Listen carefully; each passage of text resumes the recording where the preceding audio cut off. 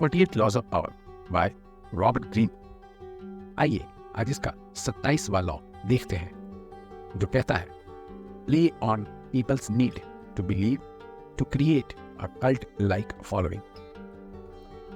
इसका मतलब अगर आप किसी संप्रदाय की तरह एक समर्थन पैदा करना चाहते हैं तो लोगों के जरूरतों पर जीना सीखिए, उनके साथ खेलना सीखिए।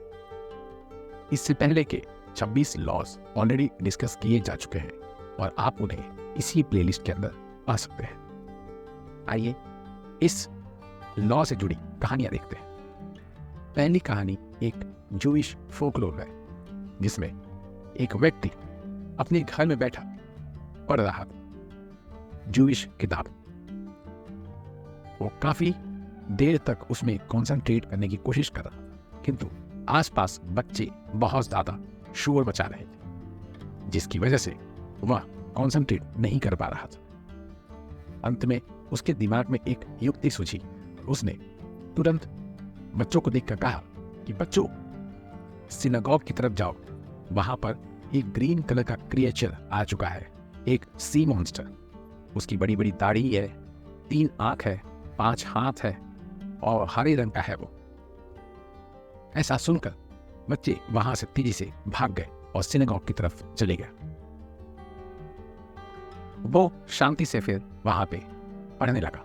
थोड़ी देर बाद उसने देखा कि अन्य कुछ और लोग भी सिनागॉग की तरफ तेजी से भागते हुए जा रहे हैं और यही चिल्ला रहे हैं कि सिनागॉग के पास एक हरे रंग का सी मॉन्स्टर आ गया है, जिसकी बड़ी बड़ी दाढ़ी है, 3 आंखें हैं और 5 हाथ है।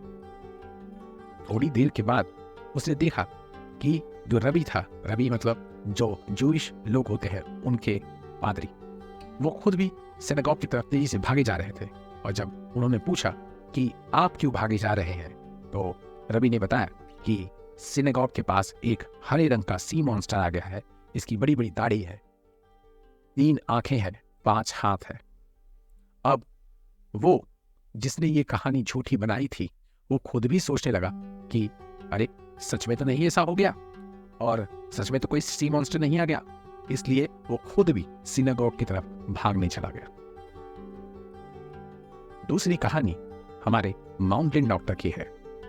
माउंटेन डॉक्टर के नाम से जाने जाने वाले व्यक्ति माइकल शुपैक थे, जो मिड 17वीं सदी में स्विट्जरलैंड के कुछ पहाड़ियों के बीच में अपनी क्लिनिक में काम करते थे। ये एक अजीब तरीके की ट्रीटमेंट पद्धति को फॉलो करते थे, जिसमें ये लोगों को किसी भी तरीके का इंजेक्शन, किसी भी तरीके का सर्जरी, किसी भी तरीके की काट छाट नहीं करते। बजाय उसके वो उनको कोई एक लिक्विड देते, कोई टॉनिक देते, कोई सॉलिड चीज खाने पीने के लिए देते और उन्हें बस बैठने के लिए बोल देते, लोगों से बातें करने के लिए बोल देते और फिर उनके ऊपर रिजल्ट्स आने लगते। माउंटेन डॉक्टर के नाम से प्रसिद्ध ये व्यक्ति धीरे धीरे पूरे के पूरे यूरोप में अपनी ख्याति पा चुके थे और ना सिर्फ स्विट्जरलैंड बल्कि दूर दूर दराज से काफी बड़े बड़े रईस लोग भी इनके पास अपने इलाज के लिए आते थे। माइकल शुरुआती दिनों में अपने गांव में एक छोटे से क्लिनिक में काम करते थे, जिसमें उनको धीरे धीरे कुछ कुछ विटामिन, कुछ कुछ प्रोटीन्स, कुछ कुछ लिक्विड्स, कुछ कुछ सॉलिड्स के बारे में ज्ञान होने लगा और धीरे धीरे उन्होंने इसी ज्ञान को अपना हथियार बनाया। उन्होंने ये जान लिया कि इंसानी फितरत कभी भी काट छाट, कभी भी अपने आप को हर्ट करके जिंदा रहने पे नहीं विश्वास करती। आज आप अपनी ही बात कर लीजिए, आप चाहेंगे कि 2 गोली एक्स्ट्रा खा लो, लेकिन कभी भी आपको कोई सर्जरी के थ्रू ना जाना पड़े, कभी भी आपको किसी भी तरह की काट छाट ना करानी पड़े। इसलिए ये माइकल ने एक नया नायाब तरीका निकाला और वो लोगों की साइकोलॉजी से खेलते थे। एक तो इनका क्लिनिक पहाड़ों के बीच में काफी ऊपर था, लोग इनके पास बहुत ही मेहनत से, मशक्कत से पहुंचते थे। वहां की नजारे, वहां की खूबसूरती देखते ही बनती थी और लोग उसी में रम जाते थे।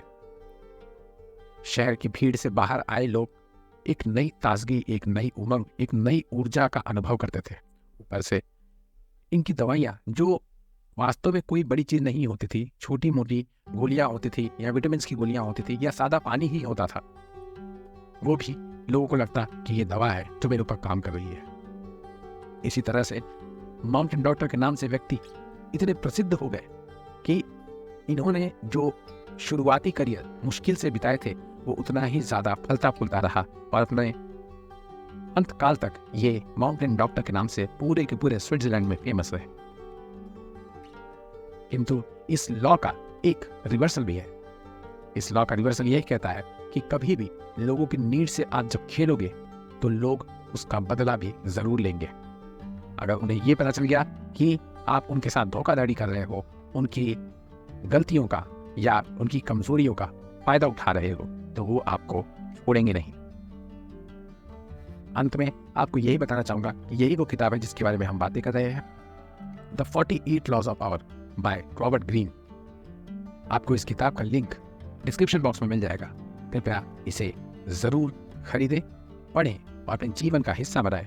मेरा मानना है कि आपको ये किताब बेहद पसंद आएगी। चलिए आप लोग से मुलाकात करूंगा अगले लॉ के साथ। तब तक के लिए देखते रहिए। बाय।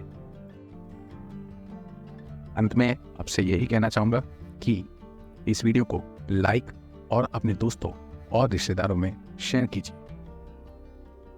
इस चैनल को सब्सक्राइब कीजिए और नोटिफिकेशन बेल को जरूर प्रेस कीजिएगा। अंत में अगर आपके जीवन में इस वीडियो से जुड़ा हुआ कोई भी वाकया हुआ है तो प्लीज कमेंट बॉक्स में हमसे शेयर कीजिए। मैं सब कमेंट्स पढ़ता हूँ। चलिए मिलते हैं अगली वीडियो में। बाय।